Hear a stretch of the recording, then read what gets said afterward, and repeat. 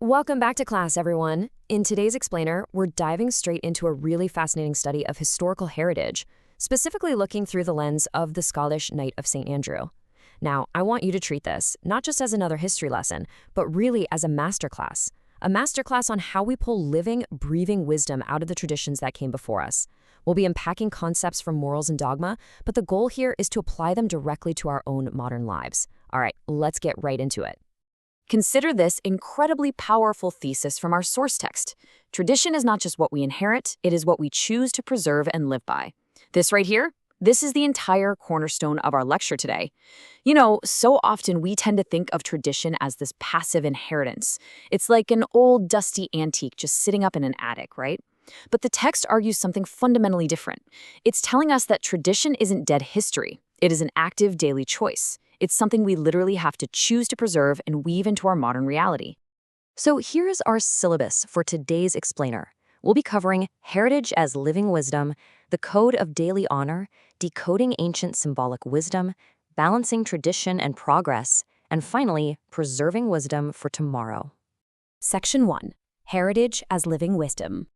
So how does tradition actually function as a living source of guidance? Well, for the Scottish Knight, it absolutely wasn't a constraint. Instead, it provided three really vital pillars. First up is identity. It connects us deeply to who we are at our core. Second is continuity. Think of this as a bridge linking our present circumstances straight back to the experiences of the past. And third, wisdom, offering real, tangible guidance for the challenges we face today. When you start viewing history this way, it stops being just a dry list of dates and suddenly becomes a deeply personal roadmap. Section 2. The Code of Daily Honor. Now, as historians and scholars of human behavior, we really need to define honor in a functional modern context. I know the archetype of the knight instantly brings up images of shining ancient armor and broadswords, but the text is actually asking us to strip all of that away. Honor, in this context, is your internal compass. It's the moral code that dictates your everyday personal choices. It's about how you act when absolutely no one is watching, and how you apply that historical integrity to the dilemmas you face right now. And here we see honor in practice. The source material distills the knight's moral code down to these core actions: acting with integrity, upholding your values, and maintaining your principles. Guys, these aren't grand, once-in-a-lifetime heroic deeds we're talking about here. These are the quiet, everyday decisions you're making at your workplace, out in your community, and in your own home. It is that steadfast commitment to simply not taking the easy way out when your principles are being tested. Section 3. Decoding Ancient Symbolic Wisdom. You know, people so often assume that esoteric or historical symbols were created just to hide secrets, but the text reveals the exact opposite. These symbols, they're basically historical time capsules, designed in 3 deliberate steps. Step 1. Preserve the knowledge so it actually survives the inevitable rise and fall of civilizations. Step 2. Communicate complex philosophical ideas across massive language barriers and centuries of time. And Step 3. Actively guide the behavior of our current generation. When you look at an ancient crest or some piece of architectural symbolism, you're literally reading a textbook written by your ancestors, intended specifically to help you navigate your life right now. Section 4. Balancing Tradition and Progress. So, a true student of history, a true knight, at least within this philosophical framework, has to carefully balance 2 very opposing forces. On one side of the scale, we have this deep respect for the past. On the other, an absolute openness to the future. If you only look backward, well, you stagnate. But if you only look forward, you completely lose your foundation.